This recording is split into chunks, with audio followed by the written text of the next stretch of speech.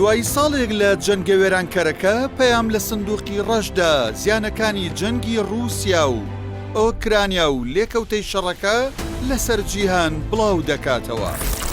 دوای ساڵێک لە جەنگ پۆتین چی بەدەستێنا؟ Праздником вас! С днем Великой Победы! Ура!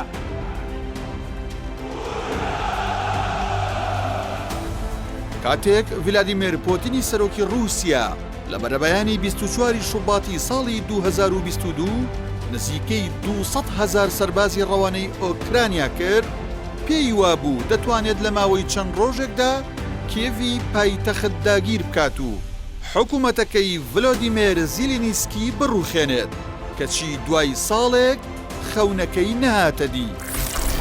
پۆتین لە سەرەتای جەنگەکەدا وتی بۆ پاراستنی ئاسایشی وڵاتەکەی داماڵینی ئۆکرانیا لە چەک بەرگری لە هەردوو کۆماری لۆهانسک و دۆنیسکی جوداخواز لە خۆرهەڵاتی ئۆکرانیا جەنگ بەرپا دەکات.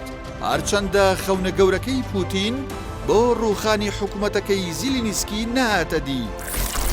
بەڵام دوای ساڵێک لە جەنگ سوپای رووسیا لە 18% خاکی ئۆکرانیایی کۆنتڕۆڵ کردووە، لەوانە شارە گرنگەکانی ماریۆپۆڵ و مێلیتۆپۆڵ.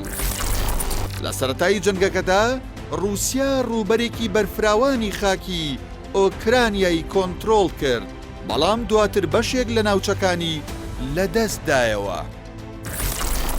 بەپێی راپۆرتێکی ڕۆژنامەی نیویۆرک تایمز لە ئێستادا نزیکەی لە 80% خاکی ئۆکرانیا لەژێر دەستی رووسیادایە، لە نێویاندا هەرێمەکانی دۆنیسک و لۆهانسک لە ڕۆژهەڵات و هەروەها کریمیا کە لە ساڵی 2014دا خستبوویە ژێر دەسەڵاتی وڵاتەکەیەوە.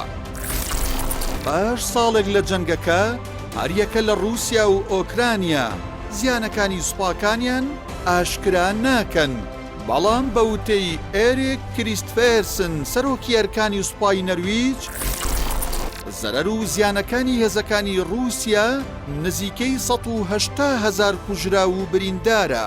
زیانەکانی ئۆکرانیاش بە 100,000 کوژرا و بریندار مەزەندە دەکرێت، ئەمە جگەلەوەی 30,000 هاوڵاتی مەدەنی لە شەڕەکەدا گیانیان لەدەستداوە. زیانە ئابوووریەکانی جەنگی رووسیا و ئۆکرانیا. دامەزراوەی ئابووری ئەڵمانی بڵاوی کردەوە لە ساڵی ڕابردوو ئابووری جیهان زیاتر لە 1 تریلیۆن و 600 ملیۆن دۆلار بەهۆی شەڕی ئۆکرانیا زیانی بەرکەوتووە. دامەزراوەکە پێشبینی دەکات بۆ ئەم ساڵیش ئابووری جیهان زیاتر لە 1 تریلیۆن دۆلار زیان بکات. سەبارەت بە زیانە ئابووریەکانی ئۆکرانیاش دێنیس شمیگال سەرۆکوەزیرانی ئۆکرانیا ڕایگەیاندووە تێچووی ئاوەدانکردنەوەی وڵاتەکەی دوای شەڕی رووسیا بە 700 ملیارد دۆلار مەزەندە دەکرێت.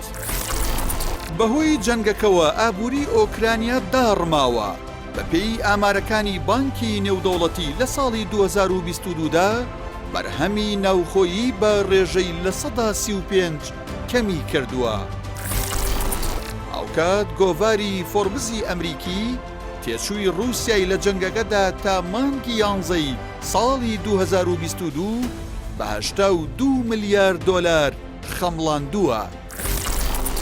هەربەپێی ئامارەکانی بانکی نێودەوڵەتی گەشەی ئابووری رووسیا لە دوای جەنگەکە بە ڕێژەی لە 102 دابەزینی بەخۆیەوە بینیوە.